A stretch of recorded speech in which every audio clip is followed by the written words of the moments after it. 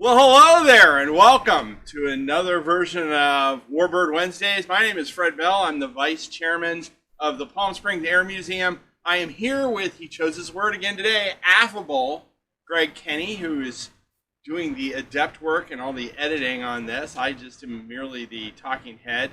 Today I am wearing my very colorful hat in salute to all the F-105 drivers, especially the Thunderbirds, although the F-105 only flew for 6 Thunderbird shows. We will talk about that. The exciting thing is we are open. That's my happy dance. We're open. You come see us. I understand I actually have a fan in the building today, affable Greg, which is really exciting. As you said, the girlish screaming and everything that's going on, it's amazing. I am glad I have one fan. You know, I didn't use the S, which is the fans. We have one. So I'm going to take this off because, affable Greg, this hat is literally cutting off the circulation in my head. We're going to toss this off camera. There we go. Oh, another great catch by the affable Greg. All right, so we're talking about this big airplane behind me. This behind me is an F-105D model. This aircraft first flew in 1955, if you can believe that, 55, and it was one of the Century Series fighters. They were making a lot of progress. So one thing you have to talk about with Century Series fighters or look at is a lot of technological advancement in a very short period of time, in about 10 or 12 years, from the early 50s into the early 60s, and then these airplanes, there was a big shift in philosophy after combat in the Vietnam War, and the shifting from very fast airplanes, because there was the need for speed, affable Greg. I think that's in a movie somewhere. And then they went back to more maneuverable aircraft based on what they learned in combat. And I'm going to talk in a little while about something that they learned in combat from Vietnam War in these aircraft. But let's keep moving. So 55 was when this airplane first flew. There were a little over 800 of them built. There were about half the fleet, a little over almost 400 of these aircraft were lost in accidents or combat during the Vietnam War. The initial design thinking about this airplane is that it was going to be a nuclear low-strike nuclear tactical bomber. It has a really big bomb bay there, affable Greg, if you can get a shot of that. And that would have carried a nuclear weapon, and it would come in low, and it was designed to come in low underneath enemy air defense and drop a nuke and get out of there. It was capable of Mach 2 at altitude. It was very fast. Remember, speeds were going up, and you can see up here not a lot of visibility as you look at the F-16 or the follow-on F-15 aircraft. They were putting men down in the airplane, and the idea behind this was get that drag down and make the airplane go really fast. Bigger and bigger engines. This had a J-75 in it, a jet engine. And remember, we're going back to J-57s, the prototype. And there we are with the jet engine right behind me, almost on cue. With the prototype flew with the J-57. And that, but then it was always meant for that bigger engine and that low altitude roll. I have fans looking at me. Hello, fans. We are open. So I use fans because there's more than one person. You can hear them woohooing behind me. Can we hear a woohoo? There we go. I love it. Jets at the beginning or at the end of World War II, in the beginning of the 50s, were essentially World War II technology with a jet engine strapped to it.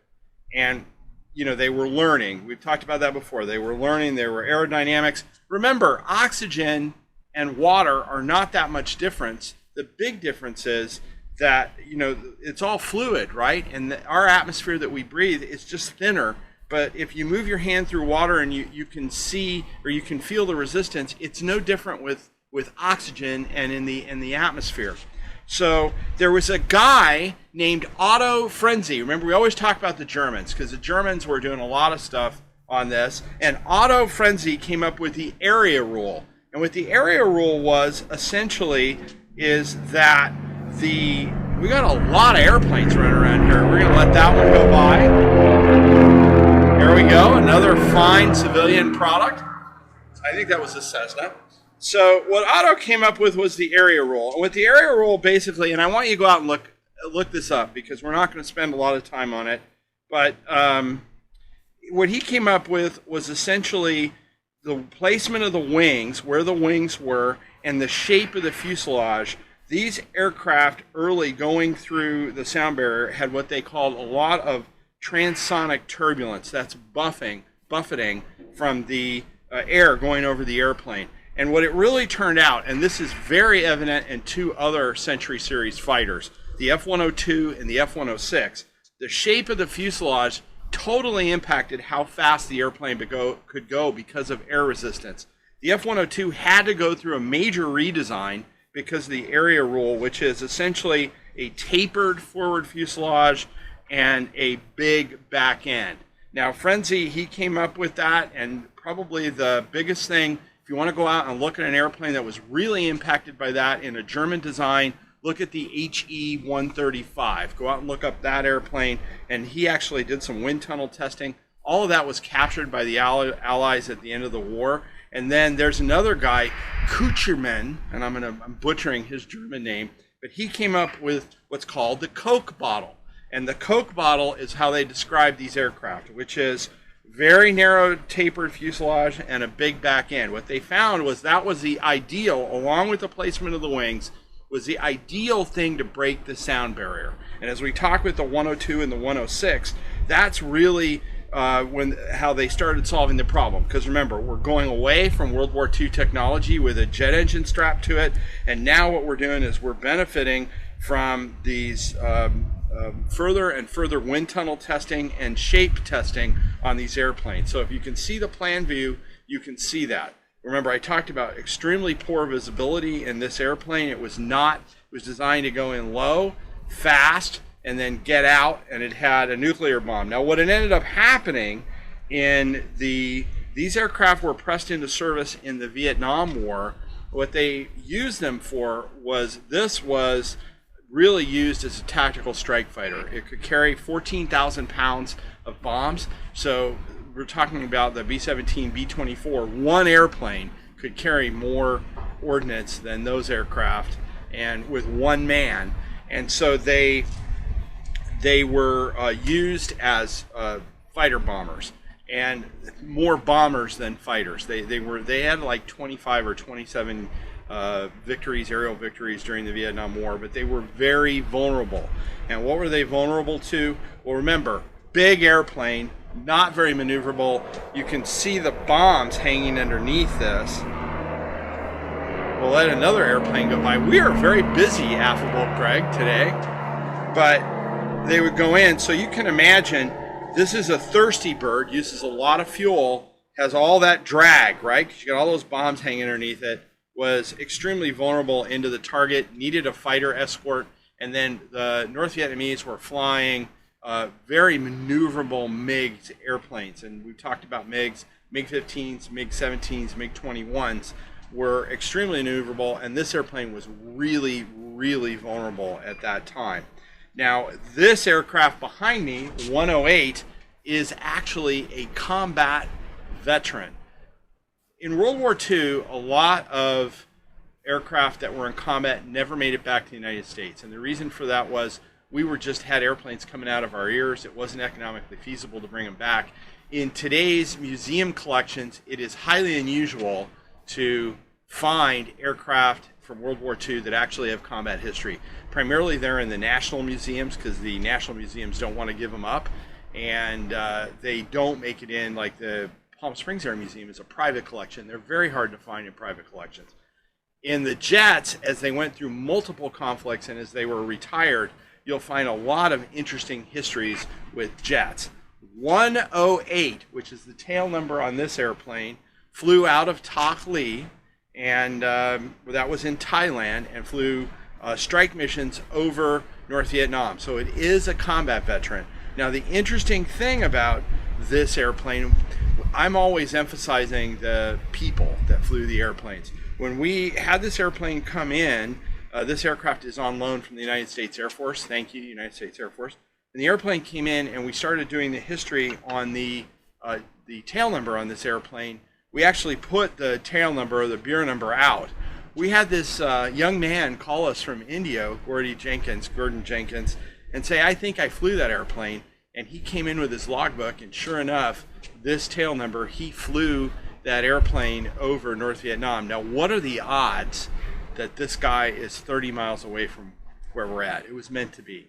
So Gordon Jenkins' name, and Greg can do a pickup on this, is on the other side of this airplane. He flew with the 357th Tactical Fighter Squadron out of Tak Lee. Now, the name on this airplane on this side of the airplane right here is Colonel Tom Kirk, and Greg can get a shot of that. Now, Tom Kirk is also an interesting fellow in that he flew the same squadron at a different time, and Tom Kirk has been here, by the way. He flew this aircraft at a different time, or flew this type of airplane at a different time. And he was shot down over North Vietnam, and he, on a mission to attack bridges, he had in his after-action report and his citation report, he had 7 surface-to-air missiles fired at him, and what finally got him was AAA, aircraft artillery from the ground. And you know, when we talk to these guys, he's a wonderful, wonderful man. If you get a chance and he's here at the museum, because he does come in every once in a while, sit down and talk with him. Both him and Gordy Jenkins are really nice guys, and they do come into the museum. I asked him, I said, what happened? He said, well, I went into the clouds, I came out of the clouds, and I was on fire. That was about it. And that's the fog of combat, you know, what happened. Now, he was in a North Vietnamese prison camp and was eventually released. He was over 1,900 days in captivity. So God bless you, Colonel Kirk and Gordy Jenkins on this airplane. But it is unusual that you find combat veterans. This is a combat veteran. Now, this particular aircraft rotated through combat. The F-105 suffered so many combat losses that it was eventually retired from service. F-111s and F-4Gs continued to fly, and different variants of the F-4 continue to fly strike missions, F-100s. But the F-105, because of the heavy combat losses, was actually retired out of North Vietnam because they just had so much trouble fielding the airplane. Now, one of the outgrowths of that was the SEAD, Suppression Enemy Air Defense. And that, the F-105G model, which was a 2-seat, and Greg, I don't know if you can get a shot of this or you get a pickup shot on this, is this is a G model with a Shrike on it. Now the G, or the Wild Weasel aircraft, were designed to suppress enemy air defenses. That took what they, and Greg, if you can get a shot of this, this is a G, and the title of this is Big Brass Ones. And that's what it took, because if you were flying against enemy air defense, what you were trying to do in these G models is actually get the enemy to paint you or turn on their fire control radar to look at you, and then the G models could shoot back with a Shrike or a HARM, later with HARM, homing anti-radiation missiles. But the idea was to essentially destroy the emitters so that the SAMs, the surface-to-air missiles, couldn't be vectored or directed towards you. And what the idea was to essentially blind the enemy. That went on with EF-111s and EA-6B Prowler, which we have here. They're very specialized aircraft now that sniff for these electronic emissions and then can either jam the enemy radars, the fire control radar, or they can shoot back, which they do. And it has become a real art. But in these days, with various Wild Weasel aircraft, there were various types. The F-105G was not the only one, but there were many of them in service of different types. The idea was the ability to suppress enemy fire coming in. So there were really two things. The enemy knew we were very predictable in Vietnam in the routes that we were taking in, and there was a very heavy layered air defense going in to to Vietnam. I'm not going to spend a lot of time on that. And if you come to the museum, there's a lot of guys that came out of that war that can talk to you about that. But there was layered air defense that this particular airplane was going into. And so what they would do is try to provide fighter escort and also these electronic jammers or the Wild Weasel airplanes to try to suppress enemy air defense. Now, whether that came full circle was the Warsaw Pact, which was the Soviet, essentially Cold War folks that we were up against, had a very predictable air defense, and they kept improving it. Where it came to complete fruition was in the first Gulf War against Iraq, which had a classic Warsaw Pact air defense network that was set up, and we had taken everything that we had learned and applied it to that, which was jammers, shooting back at emitters, and then the Wobbly Goblin, the F-117, which was essentially invisible to electronic radars, wasn't invisible to IR, infrared. We can talk about that. We've got an F-117 coming into the inventory probably in the back half of the year. We'll do a segment on that. But all of that came out of these strike missions that this airplane, all the lessons learned, and they were paid for, by the way, in blood. The F-105's fleet was shot to pieces. As I said, it was retired. And we went with F-4s and other F-111s, and this airplane was eventually retired. As I said, it did fly for the Thunderbirds, who flew it, I think, Affable Greg, for 6 shows. The airplane came apart, and they decided that this was not an airplane. It was a big, big airplane, and it was designed to go straight and fast and deliver its payload. It wasn't designed really to be a maneuverable, super maneuverable airplane. I'm going to put this down and hopefully not break it, because Greg gets very upset when I break the models here. And when you come to the museum, we have a lot of artifacts. Today we want to give a shout out to Lieutenant Applegate. I've got his helmet there. Lieutenant Applegate, if you're watching, I got your helmet. Now the one thing you'll notice about this is a lot of really bright colors on the helmet. And the military has gone away from that because they want low visibility, so you won't see modern pilots flying with you see like Maverick and Top Gun and all that with really bright colors. They've kind of gone away from that, but want to give a shout out. We've got some various images. This could have very well been Colonel Kirk flying a strike, because he was flying a strike mission on a bridge. Now, in the armament on the airplane, we talked about bombs. We also, remember, 50 caliber machine guns, big machine, and 303s, British, very popular armament. What we're now in the different guns. This is a 20 millimeter M61A Vulcan cannon. The barrel spins and the shells come down, and essentially it's like a Gatling gun from the Civil War. You see in those movies where they crank them. You put out a lot more firepower that way, much higher rate of fire. This is a 20 millimeter cannon. That's what its primary armament was. It was going to have offensive or defensive armament, and that's what they used. This thing was electrically powered. It would spin, and it would just spit out shells. Now, over here is one of the coolest things, and before we do that, I think what we're going to do is we're going to open my stage 2 today. And, Affable Greg, I'm always concerned when I see something of a different color.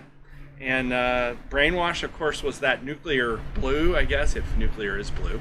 And if you get that on the screen, this is a bright green drink. This is the original Green River, caffeine-free since 1919. Who knew? Now, I want to give out a shout out to Josh Gates, who has stolen our drink idea, although he's actually making Affable Greg cocktails. He's actually doing something. Josh Gates, curse you, Josh Gates. You stole the idea that we stole from somebody else. But I actually love Josh Gates' show. But we're not going to make an alcoholic cocktail. We're going to drink something really strange. Greg has... Now, Green River is not a sponsor of today's program. And this says, rich in history, as Prohibition was established, Green River soda was introduced to the world. The lime-based soda with its vivid green color was an immediate hit. It's a hit that nobody heard of, but I'm going to give it a shot, Affable Greg.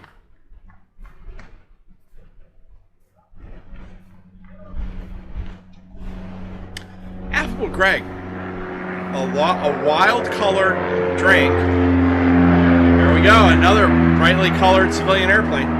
Almost as brightly colored as the string. I'm going to keep this with me, Affable Greg. Greg made a good choice today. Oh, and it's made with real sugar. That's why I like it, because I don't get much sugar anymore. Greg contributes to my delinquency. Thank you so much. So we're going to move over here now to the real cool thing. This is an R-14A aircraft radar. Now this radar is actually out of an F-105. And radar, again, would paint that beam in front back and forth. This one obviously is and is obsolete and no longer in use. But this was in the nose of that airplane, and that is how they'd have a little screen in there, and that's how they would be able to see in front of them. Radars have come a long way, and you can have active radar like this, and then you can have passive emitters that essentially sniff for radio waves. In the suppression of enemy air defense role, you would have aircraft that are looking for radars like these, sending out signals trying to find the enemy to be able to fix them.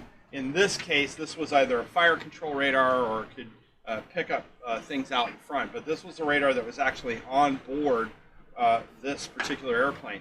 Now, 108 has a rich history. This airplane, in that it flew all the way up until June of 1983. I'm going to take another swig of my... I may go into sugar shock, Greg, so if I do, just keep filming. We'll get it. But 108 flew all the way up until 1983, where it actually flew in the retirement ceremony with 24 other airplanes, if you can believe that or not, and then it was retired. It became an aircraft that they trained, the 10 or 12 airplanes that they had at Lackland Air Force Base that they trained security police to guard airplanes. And then it came into our fleet 7 or 8 years ago. And when we found the history on the airplane, remember, we want to tell a personal story. We put the airplane back into its colors as it flew out of Tak Lee. So when you see it here, this is the livery of the aircraft at Tak Lee. Now, it does have another interesting thing about later jets. These airplanes are really thirsty. They drink a lot of fuel. And so you can see the fuel probe, air-to-air refueling. I can get a shot of that. But the fuel probe on this is extended. So you get an idea of that. And there'd be an air-air refueler. There are different types of airplanes when this was in service. But, you know, big 4-engine airplanes that were essentially flying gas tanks. And they would go up and put that into like a stinger that came off the airplane, and then they would transfer fuel. Most of these aircraft, and it didn't always happen that way, but remember, 14,000-pound bomb load. A lot of times, these airplanes would take off with a heavy bomb load and light on fuel, and then they would go into the target, or they'd go up, they would fuel, they'd top off, they'd go into the target. And remember, they're using that afterburner. Now, these are all afterburner airplanes, and they would then come out of the target, probably low on fuel. They'd tank again because they'd get more gas, and then they'd go home. Now, in many cases, they may have been hit by ground fire, so they may also be leaking fuel. And there are many cases of these aircraft with tankers staying with damaged airplanes that were losing fuel, and they'd get them all the way back to base. This, for the F-105, is probably the high watermark, along with the F-4, of this type of design, that straight line, very fast design. The Air Force, as I said, and all the services took Vietnam, went back, really learned from it, learned how to deal with adversary air defense, and the culmination of that was in the Gulf War. Now, when that moved on to stealth technology, which was slower airplanes, but you couldn't see them. And again, what happened? What happens, Greg, when you introduce technology? The enemy, he's looking surprised. Come on, Greg, you're never surprised about anything. You know everything. What happens is the enemy learns, and technology doesn't stand still. So when we brought stealth in, the Russians and the Chinese and anybody that was flying against us or potentially fly against us, they learned from that. Just like with these, like we learned with these airplanes, they've learned from that, and that's one reason why F-117As and those types of airplanes have been retired, is because that leap in technology has been negated now, and now there's other planes flying and different ways to do it, and the Air Force with the F-35 and those types of airplanes is continuing to learn. This advancement of technology never ends. It never ends. It started with, remember, Germans and learning from their technology, and it just keeps going. And what we're doing now is we're pushing propulsion and aerial designs even further out. But this was a milestone airplane in that it was very heavy in service. We learned a lot from it, and it was the foundation for a lot of our modern aircraft. Now, by the way, one of the things I'm going to do is to all you F-105 drivers out there and all you guys who flew tactical combat air support in Vietnam, God bless you. God bless you. God bless Gordo and Colonel Kirk. We appreciate your service. Let me give you another salute here.